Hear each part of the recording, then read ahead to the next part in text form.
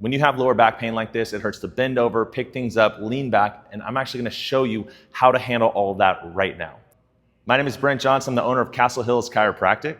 I've helped thousands of people help manage and actually get rid of their low back pain.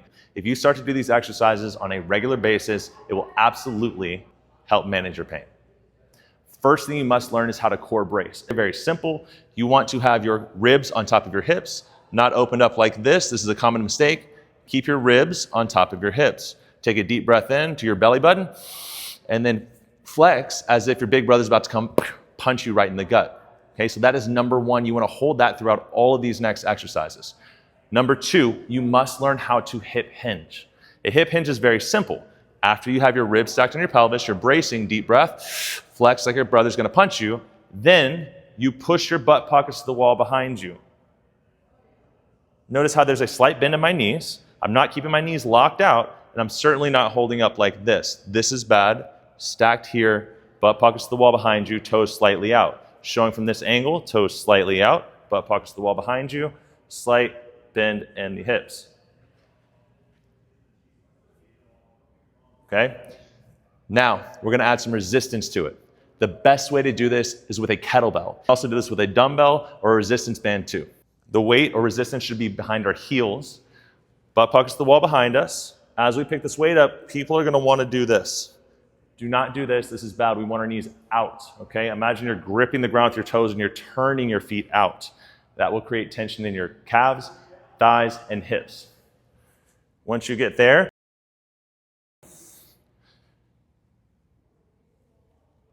roll your elbows forward like this, and you want to stand up with it. Do not swing it in front of you. You simply stand straight up with it. Squeeze your butt cheeks, squeeze your glutes, squeeze your core right here too. As you set it down, once again, butt pockets to the wall behind you. Slight bend in the knees. Do this every day. Now, we're going to work on sumo walks and monster walks. This will help train your hips and your glutes to take pressure away from your spine. Okay? You will need a resistance band. It does not need to be heavy. We want it to actually be rather light, especially as you begin. Over the next couple of weeks and months, you can start to increase that weight. Taking this band, I prefer it to be around the bottom of my feet. From here, you want your feet slightly wider than shoulder width apart. Once again, as we get here, grip the ground with your toes and turn it out. Notice how my knees come out. I'm not just pushing my knees out. I'm gripping the ground with my toes and turning my feet out. As we're here, we want to simply take a side step between 5 and 10 inches, and then the same thing here. Do not bring your feet all the way together. Do not let your knees come in. The focus here is gripping, rotating your feet out, creating tension in your calves, thighs, and glutes, and working here. As you work here, it takes pressure away from your back. You want to go very slowly and controlled one direction, then back the other way. You can do 5 steps, 10 steps, 15 steps, whatever you are most comfortable with, but start light and slowly increase from here. What's called a monster walk. Now this is the same exact setup. Grip the ground with your toes, rotate out, just like this.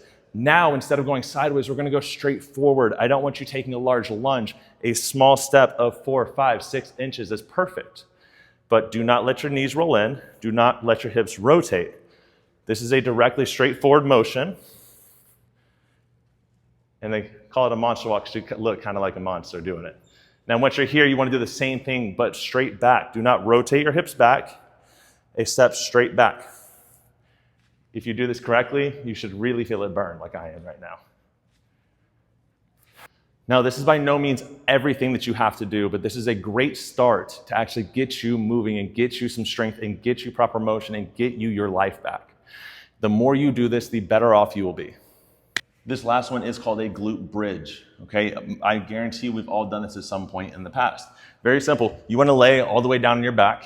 A lot of times we have this gap between here, like you can put your hand there. I don't want that. I want you to push your belly button through your back into the ground so your back is flat.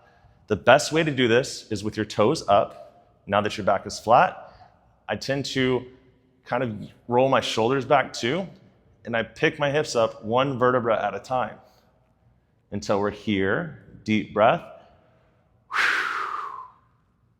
and then let it back down one vertebra at a time. This does not have to be a large motion. You don't have to throw your hips up back and forth.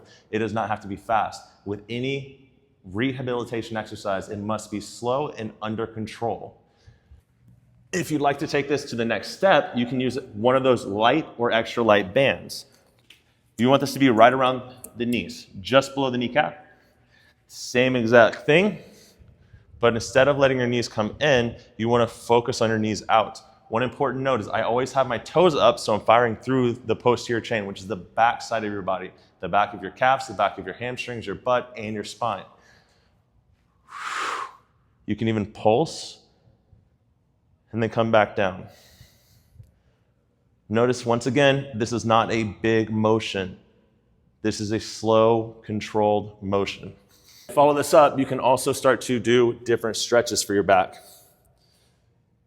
Here's one that I like to do. It's called the child's pose. Shoelaces flat on the ground. Hands here, and you almost want to push your hips towards your heels. Now you might not be able to get this far, that's okay. If you can only get here, that's okay. Just kind of rock back and forth, rotate your hips from side to side, and do the best that you can. You can keep your knees in tight if you'd like.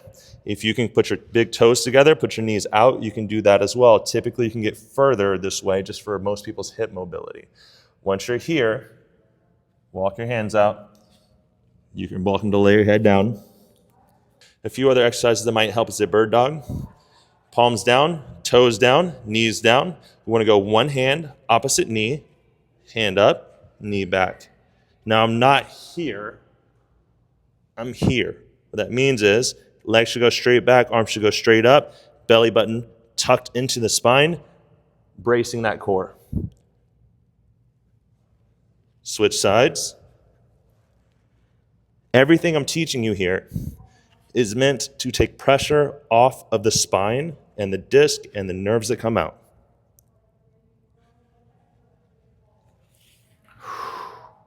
Guys, that's plenty for today. Thank you for watching. We're so excited to see you back at the office and to see you get your life back.